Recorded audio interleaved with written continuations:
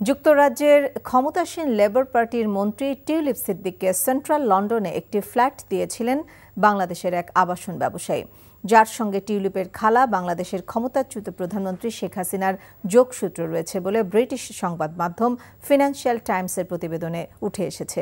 যুক্তরাজ্যের ভূমি নিবন্ধন সংক্রান্ত নথিপত্রে বিনামূল্যে ফ্ল্যাট হস্তান্তরের তথ্য বলছে, আব্দুল মোতালিফ নামে এক ব্যবসায়ী 2001 সালে কিংস ক্রসের কাছে একটি ফ্ল্যাট 1,95,000 পাউন্ড, যা বাংলাদেশি টাকায় প্রায় 2,93,97,000 টাকা দিয়ে কিনেছিলেন।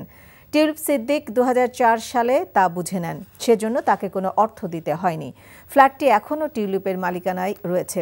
টিউলিপ সিদ্দিক বর্তমানে যুক্তরাজ্যের ইকোনমিক সেক্রেটারি হিসেবে দেশটির আর্থিক খাতে দুর্নীতি বন্ধের দায়িত্বে আছেন।